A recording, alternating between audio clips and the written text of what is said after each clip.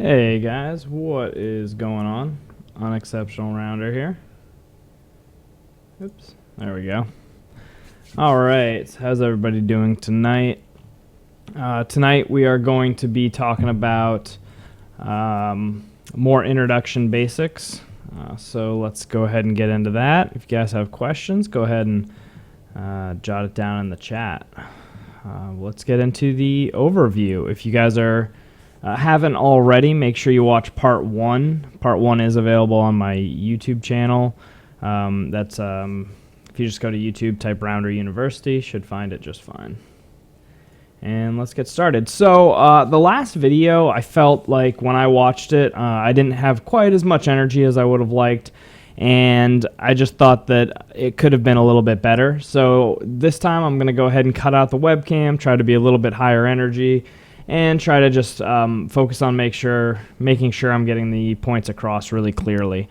So hopefully you guys enjoy it. Again, please, if you're watching on YouTube or if you're on Twitch, just feel free to leave any comments on how I can make these lectures better, how I can make them more informative, or anything else. So I'm always trying to improve, and the more that you guys leave comments, the better I can do that.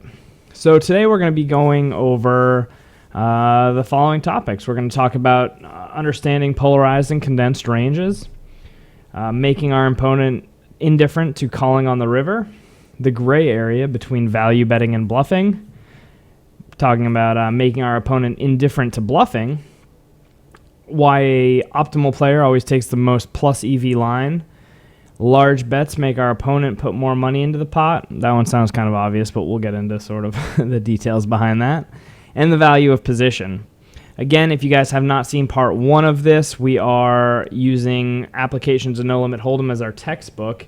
And let me go ahead and pull up a link here. If you guys need any information, you can go to my resources page on my website, which I'm actually going to go ahead and link in the chat right now. So that is where you guys can go to see all of the books and things that I recommend. All right. If you're on YouTube, you're not going to be able to click that link, so just go ahead and look in the information. Those will be in there. Let's get started. All right. Understanding polarized and condensed ranges. Polarized ranges. Mostly strong and weak hands. Few medium strength hands, and let's talk about a quick example. Pre-flop 3-betting ranges are typically polarized. So 3-betting ranges pre-flop are a good example of a polarized range. Typically, you will call with your medium strength hands, leaving mostly strong and weak hands in your range. A post-flop example is something I have a quick video of. So let's go ahead and watch an example of that. So I'm going to go ahead and hit play on this. Maybe? Yep, there we go. All right, so we have a player opening in the cutoff and being called on the button. The flop comes King 4-2 rainbow. The cutoff bets. The turn is the 7 of hearts. The cutoff bets. The river is the Jack of diamonds. We would expect the cutoff to continue betting with ace-king or stronger, and to bluff some missed draws that will almost never win at showdown. We would not expect the cutoff to bet here with queen-jack. So this is a good example of a polarized range post-flop. Does anybody have any questions on polarized ranges at this point? And I'm also going to try to just slow down the pace of the lecture a tiny bit because it seemed like we went through things pretty quickly last time. So again, let me know if you guys have any questions. Looks like we are not super high on viewers right now, so if as you guys filter in, feel free to ask questions. But again, if you miss anything, it will all be up on YouTube, so no worries there. Let's move on. Condensed ranges. Whoops. There's stuff behind this. All right, well, let's watch the example of the condensed range, and then I'll just pull up the PowerPoint. All right, so in this example of a condensed range, we have a player check calling on the Queen of Hearts, on the Queen of Hearts, 10 of Hearts, 4 of Clubs flop, and again on the 7 of Spades. Because there are strong draws possible, we would not expect this calling range to contain many strong hands, and it would therefore be condensed. That hopefully makes sense to everybody. We see that player 1 in this spot is calling down player 4's bets, so, right. Let's watch this one more time real quick, and we can kind of see what we're talking about. So player 4 is going to open, player 1 is going to call. And let me see here. It might be a check. Okay, so player 4 is checking, sorry. Player 1's betting. Because player 4 is just check calling, we wouldn't expect their range to be very strong, right? We don't expect them to have a set of 10s here because they would be raising on either the flop or turn with a set of 10s, a set of 4s, 2 pair, because we would... on that board, wouldn't you think he is more likely to be strong considering there were no draws on board? On the Queen 10-4 board, there are quite a few draws, so that's why we would expect the player's range to be condensed. So recognizing a condensed range is important because we can sometimes overbet a balanced range and force our opponent out into a difficult situation. So let me check something here. All right. Oh, on the last hand. Yeah, and that last one was showing a polarized range. So yes, that's probably correct. Here, let's go back real quick, and we'll just review the polarized range example. Whoop.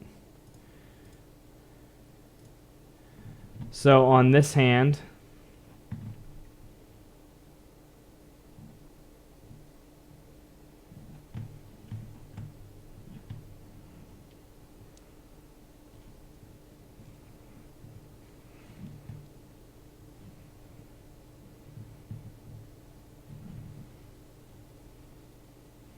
right, so here it should be a polarized range because there really aren't that many draws out there. Yeah, again, except for the backdoor draws. So let's go ahead and move on. All right, ranges can also be neither polarized nor condensed. So not all ranges are polarized or condensed. This can happen on highly dynamic boards or on a card that greatly changes many hand values in one or both players' range. So obviously an example of that would pretty much be anything that adds draws to the board, completes draws, makes it so that, you know, all of a sudden there's flushes out there that are possible. Any card like that is going to create a situation where you really don't, you don't know. It's not a condensed or polarized range. And so that's important to keep in mind as well. Last note on ranges. A polarized range of very strong and very weak hands is usually easy and profitable to play, whereas a depolarized range is difficult and less profitable to play. Opponents can overbet against us if our range is condensed, forcing us to fold. This is why we must sometimes slow play strong hands. And this is a little bit more of a complex topic, and we'll get into that more as we go through this course. But essentially, if you have a condensed range and your opponent is betting very large, it makes it pretty much impossible for you to play, for you to continue. And that is why we are sometimes going to need to slow play big hands in those situations. That way we are not exploitable in that way. And I think that should make sense to most people. All right, let's keep on chugging here. Making our opponent indifferent to calling on the river. The EV of a balanced range. A balanced river range is the correct ratio of value bets to bluffs. This will make our opponent's bluff catchers indifferent to calling. The EV of calling or folding bluff catchers against a balanced range should be 0. So why do we need to make our opponent's expectation 0? And the reason is because we are talking about playing at equilibrium here. We're talking about playing against optimal opponents. So what is equilibrium? Well, the definition of equilibrium is where no player can alter their play to increase their EV. By making our opponent indifferent to calling against our river bet, we essentially make it impossible for either player to change their strategy and profit. A simple example of this is something some people are probably familiar with. If you see in the heads-up Nash equilibrium, it's sort of a grid. It has hands and then the number of big blinds where you can shove unexploitably. So that's a very simple Nash equilibrium, but it essentially is good for demonstrating, illustrating our point here that there's some spots where no matter what the other person does, there's nothing they can do to increase their equity against, or their expectation, their EV, against you if you shove a Nash equilibrium range. So the EV of calling with a bluff catcher against a balanced range on the river should be roughly 0. We're going to get into an example hand, so if you guys have questions, go ahead and queue those up, but let's go through an example hand, and hopefully that'll clear any questions up. All right, example hand. This is just a river spot. We don't have the nice fancy video to watch on this one. Here's an example. The board is King 4, 2, 9, 7 with the King and 4 of spades. We are value betting King, Queen, and better for a pot-sized bet on the river. We also bluff anything worse than a pair of 9s. If we give our opponent the wrong ratio, she will learn to adjust by folding all bluff catchers or calling with all bluff catchers based on our mistake. If we play balanced, our opponent should call just enough to keep us indifferent to bluffing. So here's the situation. Our opponent is risking. We're actually villain in this. The way I worded it, I labeled this player villain. That's on the button. So we'll say our opponent is risking 1 pot-sized bet to win 2 pot-sized bets. From last class, you guys should be able to do the math on this pretty easily. But our opponent must win 33% of the time to break even. I got to work on my pronouns and such a little bit here. Sorry if this is confusing. We're switching. I'll go through and double check this next time. But so the person betting all in on the river here needs 2 value bets for every 1 bluff in order for opponent's call to be 0 EV with hands worse than King, Queen, or any bluff catchers. So that should make sense, right? We're betting. So we have a player here who's betting a pot-sized bet on the river. That means that to break even, the caller has to win at least 33% of the time. Therefore, to make the caller indifferent to whether or not we are bluffing, then we need to have 2 value bets for every 1 bluff. So final note, the bluff catching hand should consider the best removal effects. Right, so if we talk about removal effects in this hand, King Jack would be a good call because it removes some of our top pair combinations. If the button has King Jack, obviously that leaves less King Queen hands in our range. So hopefully that makes sense. And I apologize, this slide is a little bit unpolished. I'll go back and work on that. But anyone have any questions on this topic? It's actually relatively basic stuff, so I think we should be pretty clear on it. All right, so we've got some people in the chat finally.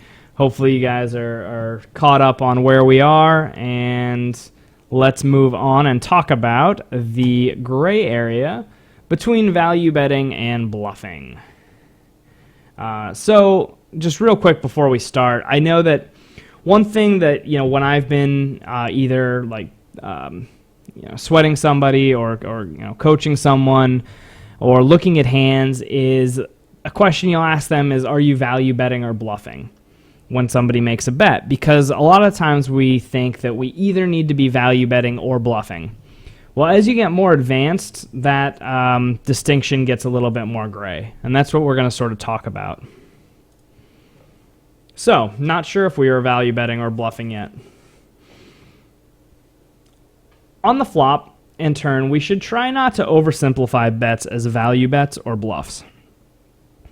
This may be very new to some players because oftentimes when we are going through hands with a mentor or trying to learn, people will ask us why we are betting.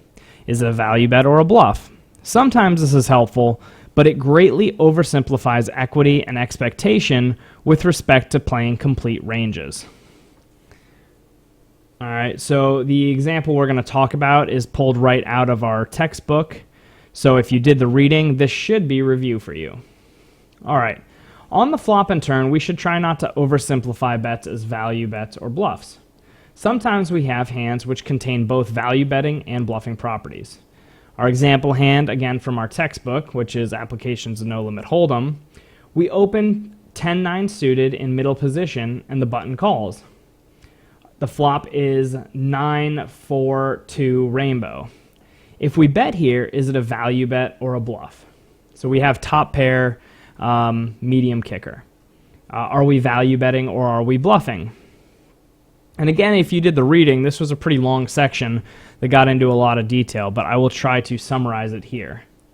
So a couple questions you can ask yourself is, are there hands with significant equity against us that fold? I put 20% plus in there because pretty much any two overcards have 20 to 25% equity against us, meaning that if King-Queen folds, we got a hand that has about 20, I don't know exactly what it is. It's between 20 and 25% equity against us to fold, and that's good. When we fold out a hand that has, that much equity, we're bluffing them off of their equity in one sense. So are there hands that we are beating that call? So obviously in this situation, Ace-King could call. There are, worse.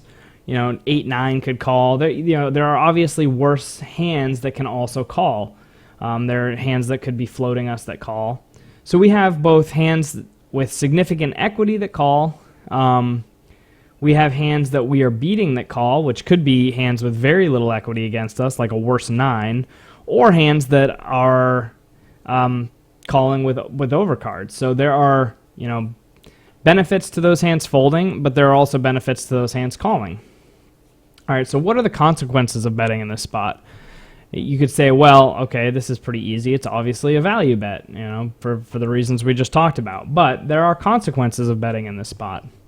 One, we make our opponent's turn range stronger. When we go to the turn, when we are called, we are facing a stronger range, and that's going to make our hand harder to play. Notice that also we're out of position here. We're in middle position, and we're playing against the button. We make the pot bigger with a medium strength hand. So we bet, they call, now the pot's bigger. We have a medium strength hand. It's highly likely that we're going to see overcards on the turn, and we're going to be in a tough spot. We also give our opponent the opportunity to bluff us off of our significant equity. So if the turn is a diamond, heart, or spade, an 8, or a jack, or a 7, there are a lot of draws that our opponent could have that can now raise or bet if we check, and they could potentially bluff us off of our equity. So there are definitely negative consequences to us betting in that spot. Let's keep going. If there are any questions, go ahead and start queuing those up and I'll answer them. But I want to go into one more slide before I get into too many details. So let me know if you guys have questions about what we've covered. All right. Not all bluffs are created equal. So on the flop and turn, we should try not to oversimplify bets as value. Sorry. We're going to just keep going. So if we are ahead and we get called, can we keep getting value on the turn and river? These are sort of questions to ask yourself. Again, these are still about that 10-9 suited hand. So if we are ahead and we get called, can we keep getting value on the turn and river? It doesn't seem very likely, right? It doesn't seem like worse hands are going to continue because by the time we get to the turn, they're going to have less opportunities to hit their outs, and we probably aren't going to get calls from worse. And is it really a value bet on the flop if we have to immediately slow down and check the turn and river to control the pot size? Right, kind of what we just talked about. So we need to realize that value bet and bluff are imperfect terms on the flop and turn. This is true pre-flop as well. Again, in the book it talked about ace-king and ace-ace are both considered value bets when you 3-bet. But ace-ace has a significant amount more equity than ace-king. Sometimes two draws both make good bluffs, but a draw with a gut shot has 16% more equity than one that doesn't. Sorry, let me real quick fix this. I changed the slides from widescreen to 4:3 ratio because I decided I wasn't going to do the webcam, and so that's there we go. That just updated automatically. Nice. So these are often overlooked distinctions. You say, okay, a gut shot, that's only 4 outs. That's not a big difference. But let's look at these two hands on this 9 of clubs, 8 of clubs, or 8 of spades, 4 of clubs board.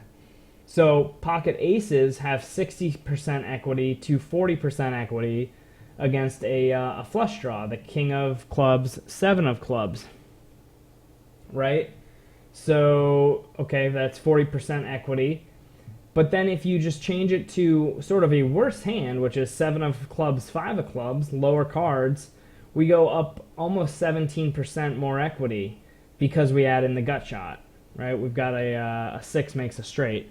So just by adding in a gut shot on this comparison, we can see that it's a huge difference in equity, meaning that you really need to pay attention to what hands you're bluffing with and recognize that a few more outs, even 4 more outs, make a large difference in the overall expectation of the hand and how often you're going to be able to continue and how often you're going to hit.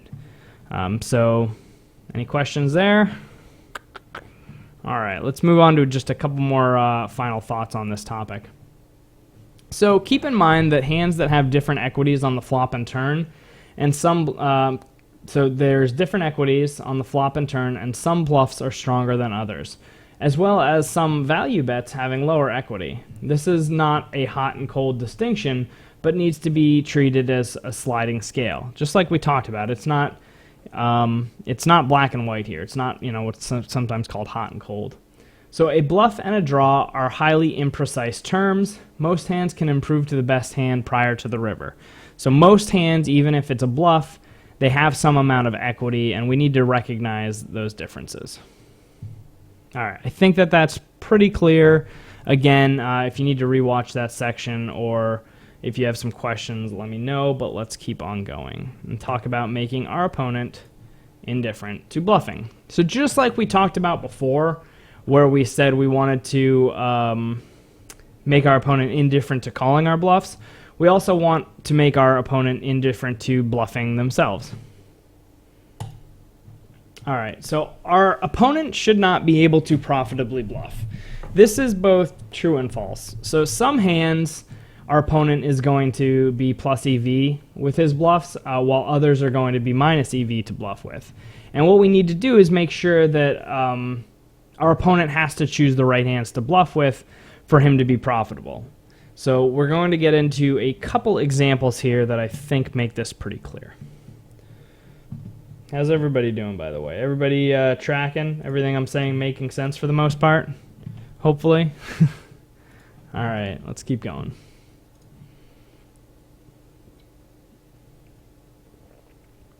So we have two examples here. On the left, a player opens the cutoff with 10-9 suited. The flop comes queen 7-6 with 1 spade. This is clearly a profitable bluff against a solid player. We will get hands with more equity to fold, and we will be able to continue betting on many turns. Notice that just because Snowy recommends checking does not mean that a bet is still not profitable. So in this example, I wanted to show that this was clearly a profitable bet. Even though Snowy recommends checking, it's a very, very small difference between checking and betting. And the point is that the bet is profitable here. Because what we're comparing it to is a hand such as pocket twos, which is going to have less EV but more equity. So a hand with less EV, such as 2-2, is not going to be profitable as a bet, despite the fact that it has more equity. So you'll only have 2 outs to a set, and bottom pair is usually not going to be strong enough to win at showdown. And we can see that actually Snowy agrees with this 100%. You notice that betting with pocket twos here is actually minus EV. It's minus 0.15 EV. So while betting with a lower equity hand like 10-9 suited is profitable, betting with pocket twos is not profitable. And that's what I mean by you need to sort of pick the spots that are appropriate for bluffs. You need to pick the right hands to bluff with. If we're not picking the right hands to bluff with, then we are not maximizing our EV, and we're not going to be able to pretty much make our opponent indifferent to calling. And vice versa. If we don't understand this as a defender, we're not going to be able to make our opponent indifferent to bluffing. All right, so that means we need to randomize well. Carmine, how's it going, man? Welcome back. So randomizing well. A player who constantly bluffs with the right hands is randomizing well. This player will get, I put it in quotes because we all know lucky is not really the right term, but a player will get lucky more often with his bluffs, meaning if you're choosing the right bluffs, you're going to hit more often. He is not bluffing when he feels like it, but when the hand he holds and the board texture support bluffing. So I know that I was debating whether or not to throw this example in, but I know like back in the day when my friends and I used to play poker, you know, we talk about like, all right, I'm going to run a big bluff on this, like this hand, I'm going to run a big bluff. Obviously, I think we all know that that's not the appropriate way to play poker at this point. But, you know, players think that way. They think, all right, I'm gonna push somebody off a hand. Well, that's not what we should be doing. It's not about when we feel like bluffing. It's not about trying to make some big impressive hand. It's just about finding the right board, the right hand, and the right situation that our bluffs are going to be profitable. Our opponents should be breaking even with the worst bluffs, just like the worst value hands. Some hands will clearly be profitable to bluff, and there isn't anything we can do about it. That's another important distinction, is that if a player is playing correctly, they're going to be able to bluff us off some hands, and there's really not much we can do about it. So we just need to make sure that we are making them indifferent to bluffing by calling correctly the right percentage of time with our bluff catchers based on their bet size, and we need to make sure that we're calling with the best hands, like the ones with the best blockers. All right, questions? No? Moving on. All right, we talked about this last class a little bit, but I didn't get into it because I knew we were going to talk about it more tonight. An optimal player always takes the most plus EV line. This is something that I think a lot of people get confused about. Let's talk about why. All right, so two optimal opponents should be playing at Nash equilibrium, where neither player can alter strategy to improve their EV. We know this. We've talked about it a little bit. But a lot of times players will say that they are going to open a lot of hands in one spot.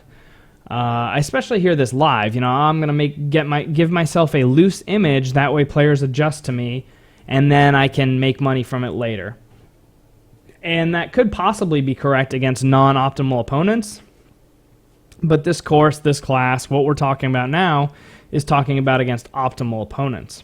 Therefore, it's never theoretically correct to take a minus EV line in order to alter our opponent's play, because an optimal player will never alter their play. They're going to play their optimal game against you all the time, and anytime you deviate, you'll just lose money. So that's something to understand. So we would only alter our play against an exploitative opponent whom we know exactly how to maximize our EV against. And I put who we know exactly how to maximize our EV against, because I think that in general people adjust too quickly. I think that a lot of times players will see what they think might be a mistake, and or might see some stats that don't quite line up and adjust, and not know exactly how they should be adjusting. So I wanted to make it clear that we really shouldn't be adjusting to anyone unless we really know exactly what we're doing. All right, any questions on that? Then we're going to move on to a topic that when I first read it, and I'm sure when you guys are reading it, seems a little bit obvious, but I finally understood what it meant, and I'm sure you will too once I explain it. But large bets make our opponent put more money into the pot. This sounds very, very obvious, but what Matthew Janda means when he wrote this chapter is that on average, larger bets make our opponent put more money into the pot on average. And we'll look at that right now. So the less money we bet, the more often our opponent must call. The more money we bet, the less our opponent must call to keep us indifferent to bluffing. Again, if you don't understand this, go back, watch part 1 on YouTube. We covered this. So on average, betting requires our opponent to put more money, to put in more money overall than betting small.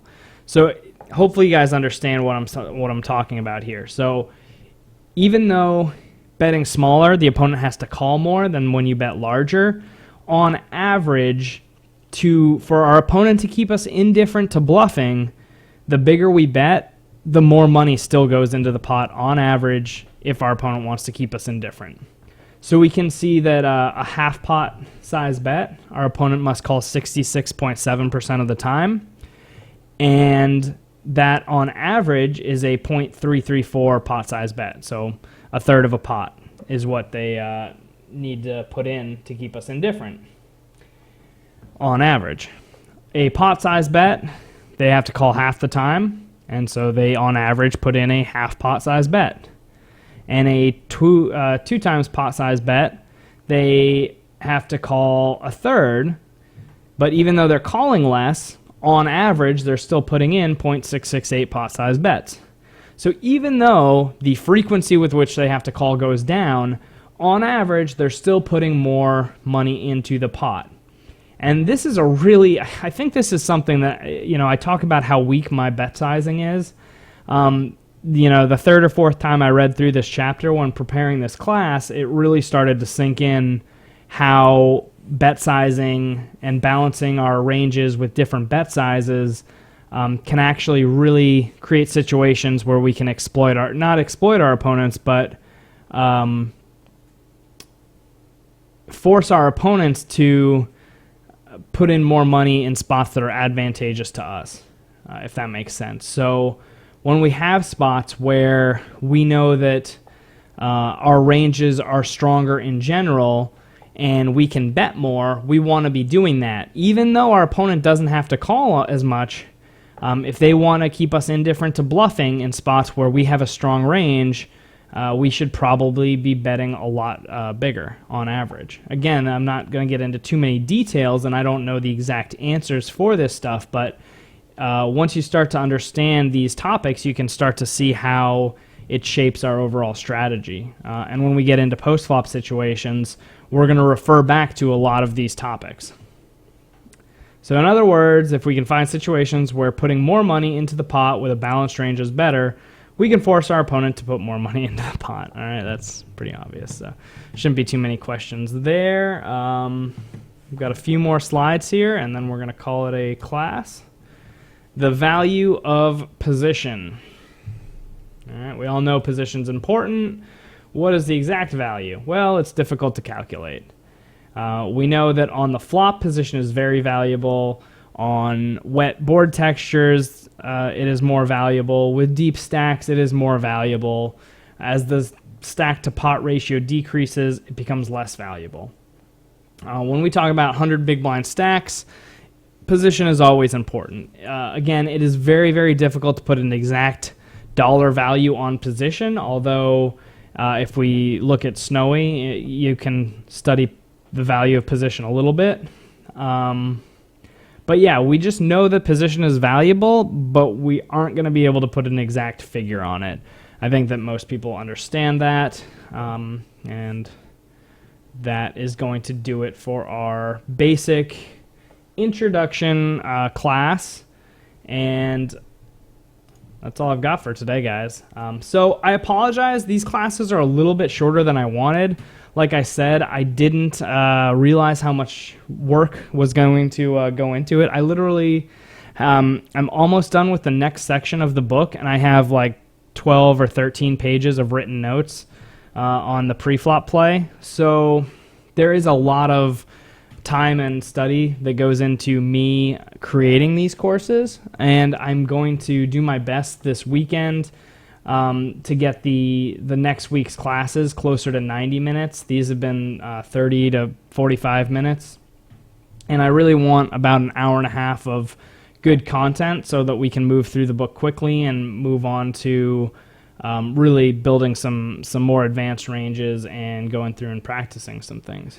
So for anybody that did their homework this week, good job. The next week's homework is going to be the pre-flop play, which is location 449 through 1299 on the Kindle. I don't know what pages that equates to in the physical book. I just have it on my Kindle, and so I have it by location.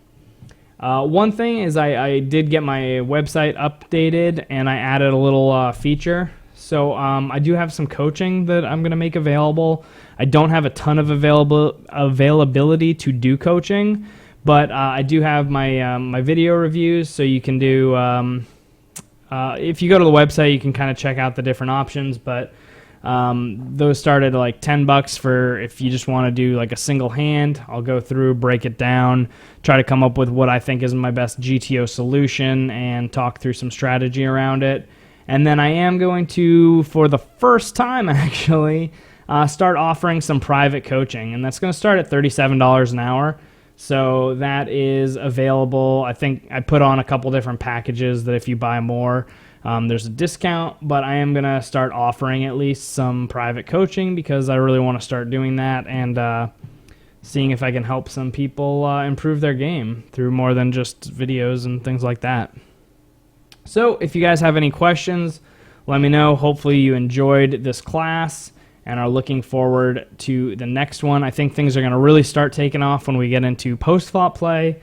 But in order to get a basic idea of our starting ranges for developing our overall ranges on the flop and the turn and the river, we need to have a good understanding of pre-flop play, and it's incredibly complex. So if you've already read Applications to No Limit Hold'em, you know how complex it is. If you haven't, go ahead, go to rounderuniversity.com/resources, buy Applications to No Limit Hold'em, and get through that pre-flop play section this weekend. And then Monday night at 7 p.m. and Thursday night, I'm going to be traveling for work, but I will hopefully still be able to do the class. It'll just be from my MacBook.